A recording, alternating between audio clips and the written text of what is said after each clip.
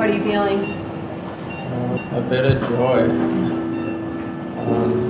I think my mood went up more. When was the last time you felt like this, Joe? Thinking back. I honestly don't know. It probably was younger than 5.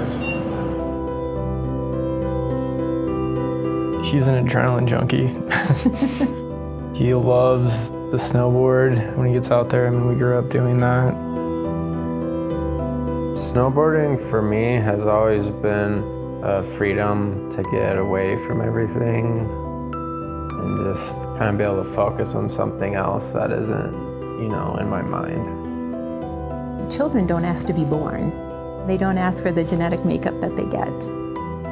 I've talked with Jonathan and, I've said, I hope you can feel the absolute unconditional love that's there. I'm diagnosed with obsessive-compulsive disorder. I felt like my brain has always been against me, that I feel like there's a little part of my brain, which is the real me, and then the other 90% of it just is like out to destroy everything I want to do and become.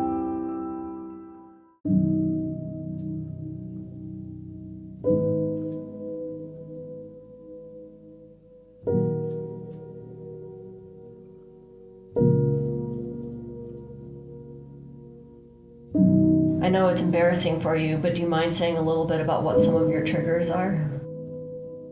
In my mind, I get basically panic attacks when I have to touch something from east of Colorado. Fast food, I don't want to be near it, around it, touch it. It just is another trigger for me that just totally freaks my OCD out and makes my brain just want to turn off. I just really dislike American cars. Okay. And it's like beyond that, it's to a point where I don't want to touch them or sit in them. My mind shuts down and I really can't even do anything. I basically have to go home and sleep because I just can't even take it. There's so many things I've wanted to accomplish by now that I'm totally capable of doing that I just haven't because of my OCD. Took some graduate classes at DU. It's just so hard even being in a classroom because I don't even hear what the instructor's saying. It's just my thoughts, like, trying to avoid things that will contaminate me. What sort of rituals would you do if you feel like you're contaminated by one of these things? Wash my hands and then take a shower as soon as possible. And then I might throw away the clothes I was wearing. Okay. And how much do these obsessions interfere? Would you say mild, definite but manageable, substantial, or incapacitating? Say incapacitating. I haven't done hardly any of the things I should be doing with my life. I was at a point where my knuckles were ripped open and bleeding. And I was actually hospitalized, and everyone in there thought I had just gotten into a ton of fights. It was actually just washing my hands so much. I try really, really hard to hide it from people. I've actually lost a lot of friends. There's a lot of kids I used to snowboard with when I was younger, and they think I just lost my mind. It feels like if you can just figure it out or fix it or solve it, everything will be better. If you think about it, if you're in a actually dangerous situation, so you're on the highway or a road and you see a car barreling towards you, it makes sense to jump out of the way. When someone has OCD, it feels that scary and that imminent. And so can you imagine there's a car barreling towards you and someone you trust has told you the car is not actually barreling towards you? Can you imagine trying to just like stay there and let the car hit you? And that's what it feels like in OCD.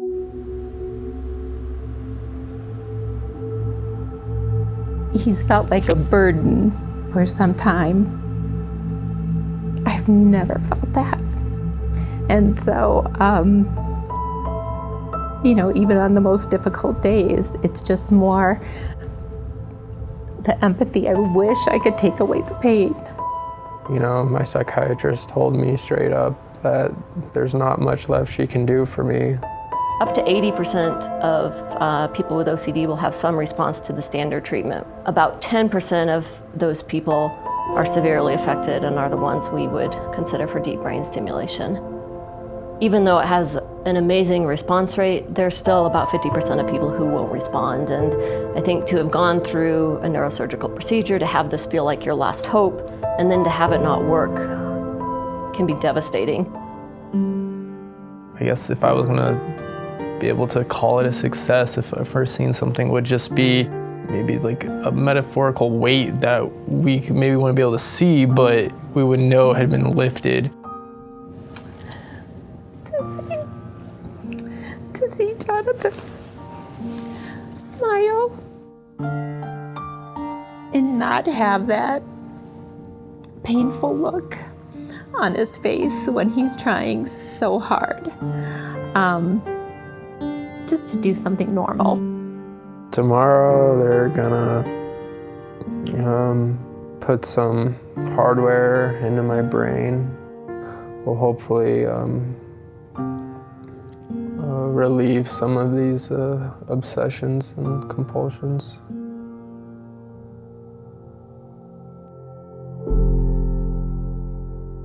When I was younger, just seeing movies and like how they used to do lobotomies, and I would think like that's the only way I have a chance is just to honk off a part of my brain that's causing me all this like trouble.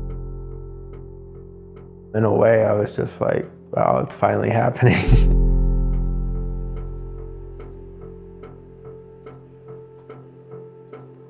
When I first got to the hospital, they basically screwed this metal cage frame onto my head. Literally screwing into my forehead.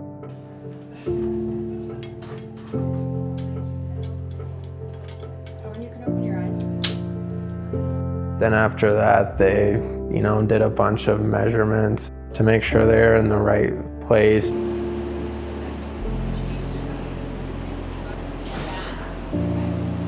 Before the surgery, they do an MRI and a CT scan, and they take those images and merge them and then plug it into a computer program. The surgeon knows what specific area of the brain she wants, and so they generate coordinates based on that, and then they put those coordinates into the stereotactic frame, which is then put on the patient's head.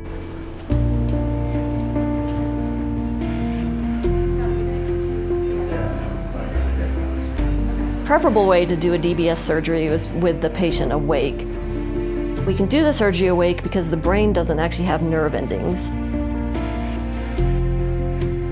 The location is based on the coordinates and the trajectory of how they need to get to the area of the brain involved in reward processing. It's part of that circuit we know to be abnormal in OCD. One electrode on each side connected to pulse generators, which are basically batteries that look very much like pacemakers. The actual brain surgery part, that was my least fear. What were you afraid of? Mainly it just not working. That would be like, you know, probably the most disappointing thing, so.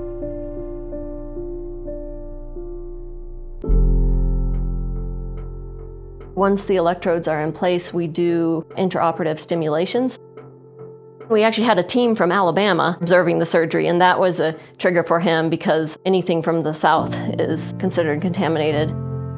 We had him interact with the team members and assessed how anxious this made him. When stimulation was turned on, he was actually a little bit better able to interact. What do you think about us getting on a plane going to Mobile later today? Sounds like a bummer. We also had a fast food wrapper. We assessed his ability to touch it. Willing to consider a little bit, maybe? Um, Yeah? Okay. We had his phone in there because his phone is his prized possessions, which he tries to keep clean and not contaminated. And so we assessed his ability to let us contaminate it with the wrapper or let the person from Alabama hold it. We turn on stimulation and we test to be sure that we're getting the response that we want. Change in mood, like a lessening of depression, and a reduction in anxiety. Does it feel like you could move on and think about other things now, or you feel pretty stuck on the exposures we just did? It does feel easier to move on. If we get that, that bodes well down the road for a reduction in OCD symptoms. This mood that you're feeling now, how would it change things for you? I mean, the depression is definitely lower quite a bit.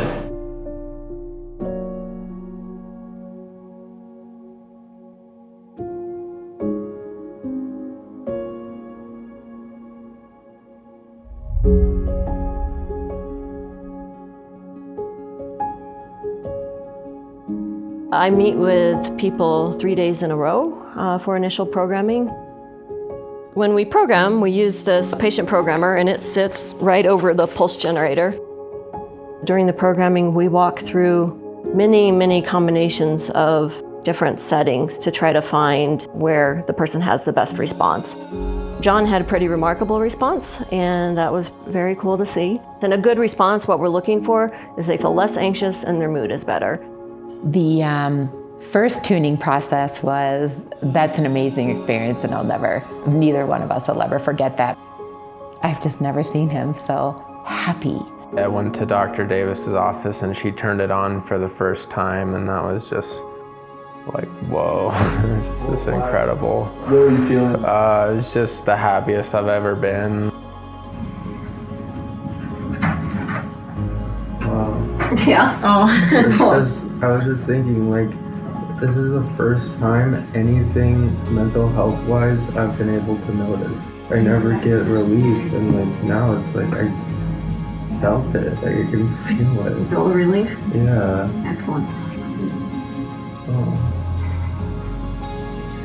It's a sneak peek, maybe, of the... Is that even better? It's just crazy, like how it just feels good. Barbara, my girlfriend, has been really important to this process and just being there for me. Yeah, it's been really nice. I got accepted into CU Denver for a Master's of Landscape Architecture program, which I start in August, which I'm really excited about. Now, how much joy has it brought you to know how much joy you bring your mom? Just being able to go out with her with the dog has been really nice. I think the joy of knowing she's happy is even more worth it than being better at OCD.